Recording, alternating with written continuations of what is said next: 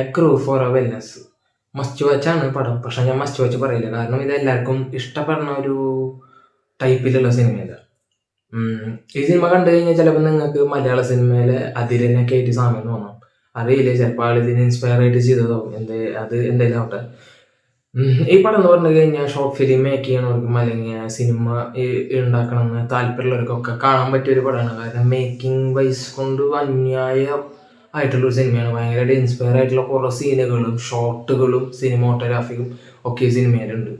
ഏറ്റവും കൂടുതൽ എനിക്ക് അതാണ് ഈ സിനിമ കാണാനായിട്ട് ആകാംക്ഷ ഉണ്ടാകുന്നത്. കാരണം വെച്ച് കഴിഞ്ഞാൽ ഡയറക്ടറിന്റെ വിഷൻ ഈ പടം കാണുമ്പോൾ നിങ്ങൾക്ക് വ്യക്തമായിട്ട് മനസ്സിലാവും.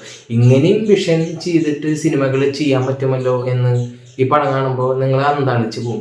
ഇപ്പൊ ഇന്ന് കരുതി ഈ പടം നിങ്ങൾ തുടക്കം തൊട്ട് അവസാനം വരെ ഒറ്റ സ്ട്രെച്ചിലിരുന്ന് കാണുമെന്ന് എനിക്കൊരു ഉറപ്പില്ല. കാരണം ഒരുമാതിരി മിസ്റ്ററി അല്ല, സയൻസ് ഫിക്ഷൻ അല്ല, ഡ്രാമയല്ല, ഹൊററല്ല, അങ്ങനത്തെ ഒരു ടൈപ്പ് ജോണറുകൾ, എല്ലാ ജോണറുകളും മിക്സ് ചെയ്തിട്ട് ഒരുമാതിരി നമുക്കൊരുമാതിരി വിമ്മിഷ്ടം അടിപ്പിക്കുന്ന രീതിയിൽ ചെയ്തിട്ട് വെച്ചിട്ടുള്ള ഒരു സിനിമയാണ്.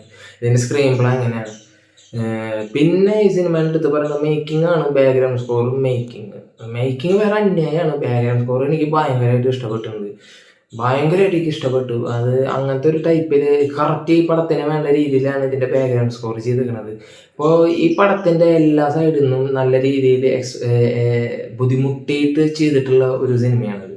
ഈ സിനിമയുടെ ത്രെഡ് ചെറുതായിട്ട് പറഞ്ഞു തരാം. ഒരു കമ്പനിയിലുള്ള ഒരു കോടീശ്വരനായ ഒരാൾ കുറേ സ്വത്തുക്കളെല്ലാം എഴുതി വെച്ചിട്ട് വേണ്ടാന്ന് വെച്ചിട്ട് ഒരു ഹോസ്പിറ്റലിലേക്ക് പോവാണ്. പ്രാന്താശുപത്രി പോലെ തോന്നിക്കുന്ന, എന്നാൽ പ്രാന്താശുപത്രി അല്ലാത്ത വെൽനെസ്സിന് വേണ്ടിയിട്ടുള്ള ഒരു സ്പായും കാര്യങ്ങളൊക്കെ ചെയ്തിട്ടുള്ള ഒരു ഹോസ്പിറ്റലിലേക്ക് ആൾ പോവാണ്. അപ്പോൾ ഈ ഒരു കമ്പനി വിൽക്കാൻ വേണ്ടിയിട്ട് അവിടെ നിന്ന് ഇയാളുടെ കുറച്ച് കാര്യങ്ങളൊക്കെ വേണം. അപ്പോൾ അതിന് വേണ്ടി കമ്പനിയിൽ നിയമിച്ച ഒരു ചെക്കൻ ഈ ഒരു ഹോസ്പിറ്റലിലേക്ക് കടന്നു ചെന്നിട്ട് അവിടെ ഉണ്ടാവണ നിഗൂഢമായിട്ടുള്ള കുറെ കാര്യങ്ങളും ഒരുമാതിരി ഇവിടെ ഒന്നും ശരിയല്ല എന്നുള്ള രീതിയിൽ ഉള്ള കാര്യങ്ങൾ നടന്നിട്ട് അത് കണ്ടുപിടിക്കുന്നത് അതിൻ്റെതായിട്ടുള്ള ചുറ്റിപ്പറ്റി നടക്കുന്ന ഒരു കഥയാണ് ഈ സിനിമയിൽ കാണിക്കുന്നത്. ശരിക്കും ഭ്രാന്താശുപത്രിയാണെന്ന് തോന്നിപ്പിക്കുന്ന രീതിയിലുള്ള, കാണണം നമുക്ക് തന്നെ ഇനിയിപ്പോൾ ഇതിൽ ഏതാണ് സത്യം ഏതാണ് കള്ളം എന്ന് തോന്നിക്കുന്ന രീതിയിലുള്ള ഒരു കഥയാണ് ഇതെന്ന് പറയുന്നത്. പെർഫോമൻസ് വൈസ് എല്ലാവരും നല്ല രീതിയിൽ അഭിനയിച്ചിട്ടുണ്ട്. മെയിനായിട്ട് എനിക്ക് ഇതിൽ വില്ലനെയും ഇതിലത്തെ നടനെയും പിന്നെ അതേപോലെ ഇതിൽ നടിയും, ഈ 3 പേരുടെ അഭിനയമാണ് എനിക്ക് ഇഷ്ടപ്പെട്ടത്. വളരെ കുറച്ച് ഡയലോഗുകളുള്ള ഒരു സ്ക്രീൻ പ്ലേ ആണ് ഈ സിനിമയുടെ. എനിക്ക് ഭയങ്കരമായിട്ട് ഇഷ്ടപ്പെട്ടു. ഇൻസ്പയർ ആയിട്ടുള്ള കുറേ ഷോട്ടുകൾ വേറെ കുറേ സിനിമയിൽ നമ്മൾ എന്തായാലും കണ്ടിട്ടുണ്ടാവും, ഡെഫിനറ്റ്ലി ഉറപ്പാണ്. ഷോട്ടുകളും സിനിമോട്ടോഗ്രാഫിയും ലൊക്കേഷൻ പിന്നെ അതേപോലെ സ്ക്രീൻ പ്ലേ എല്ലാം എടുത്ത് പറയേണ്ട ഒന്നാണ്. ഭയങ്കരമായിട്ട് എക്സൈറ്റഡ് ആയി. കാരണം ഇങ്ങനത്തെ ഈ ഒരു ടൈപ്പിൽ ഇങ്ങനത്തെ ഒരു രീതിയിൽ സിനിമ എടുക്കാൻ എല്ലാവർക്കും കൊണ്ട് കഴിയില്ല. വളരെ കുറച്ച് ആൾക്കാർക്കാണ് കഴിയുള്ളൂ. അങ്ങനെയും എടുത്തു കഴിഞ്ഞ് കഴിഞ്ഞാൽ നമ്മുടെ നാട്ടിലത്തെ നാട്ടുകാർ പറയും അവന് പിന്നെ എന്താ, അതുകൊണ്ട് അവൻ ഇങ്ങനത്തെ സിനിമകൾ എടുക്കണമെന്ന് പറയും. അതുകൊണ്ട് ഇത് എല്ലാവർക്കും ഇഷ്ടപ്പെടുന്ന ഒരു ടൈപ്പ് സിനിമയല്ല. നിങ്ങൾക്ക് ഭയങ്കരമായിട്ടുള്ള സിനിമോട്ടോഗ്രാഫി, ഭയങ്കരമായിട്ടുള്ള സ്ക്രീൻ പ്ലേ, ഒരുമാതിരി എന്താ പറയുക, ഒരുമാതിരി ഒരു സിറ്റുവേഷനിലേക്കായി പോണ ഒരു സിനിമ നിങ്ങൾക്ക് കാണാം. എന്ന് വെച്ചാൽ ഭ്രാന്തല്ല എന്നാൽ ഭ്രാന്താണ്, അങ്ങനത്തെ ഒക്കെ ഒരു ഇതിൽ നിങ്ങൾക്ക് ഒരു സിനിമ കാണണം എന്നുണ്ടെങ്കിൽ ഈ സിനിമ ഡെഫിനറ്റ് ആയിട്ടും കാണാം. മേക്കിംഗ് ഇഷ്ടപ്പെടുന്ന എല്ലാ ഷോർട്ട് ഫിലിമിൻ്റെ ആൾക്കാർക്ക് ഞാനിത് ഡെഡിക്കേറ്റ് ചെയ്യണം. നിങ്ങൾ എന്തായാലും ഈ സിനിമ കാണണം. അന്യായ സാധനമാണ്. എനിക്ക് ഭയങ്കരമായിട്ട് ഇഷ്ടപ്പെട്ടു.